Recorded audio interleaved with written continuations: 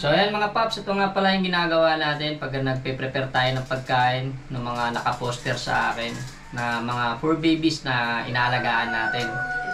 Ayan, so naglalaga tayo ng manok mga paps. Ito breast chicken yung binibili natin mga paps para mas malaman yung makakain nila.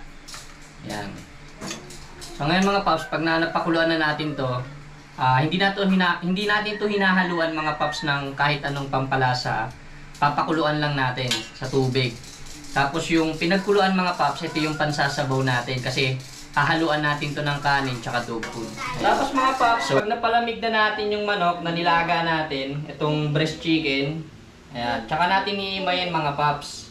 Para yung buto, may iwalay natin. Ayan. Kasi syempre, napakadelikado mga paps pag nakain nila yung buto. Kaya pwedeng mangyari pag nakain kasi nila yung buto ng manok mga paps, tumusok sa lalamunan nila. So wala silang kakayahan para tanggalin yun. Ang ending mangyayari, hindi sila makakapagsalita na meron palang tumusok na buto sa kanila.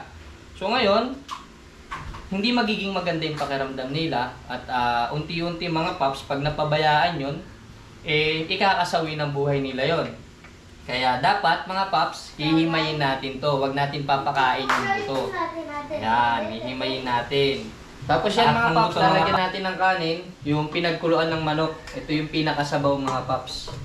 Yan, lalagay natin yung kanin, tapos ihalo natin dyan yung manok na hinimay. Yan. Yan. Tapos tsaka natin to dudurugin mga paps. Ayan. Pagka nadurog na natin yan, yung hinimay ng manok naman. So yan mga paps, okay na nga. Nalagyan na natin ng dog food, tapos konting halo lang para ready na sa pagkain nila. Ito nga pala mga paps, si Tanggol Papi, yung galing sa Sariaya, Quezon, na nirescue ni Laces and Teaches, tapos tayo yung magtutuloy ng gamutan. Ito naman mga paps, si Disney Papi, yung distemper survivor, no? Tapos ito naman mga paps, si Eugene, yung nirescue din natin na dalawang papi, tsaka si Jenny. Ayan sila mga paps. Tapos syempre ito naman yung survivor natin na si Nino, yung superhero natin mga paps. Tapos ito naman si Salve, yung nakuha ko sa karinderya na sobrang payat mga paps. Ayan, kinuha ko na rin siya. Tapos ang last video mga paps, ito si Gala Papi tsaka si Brown na Papi.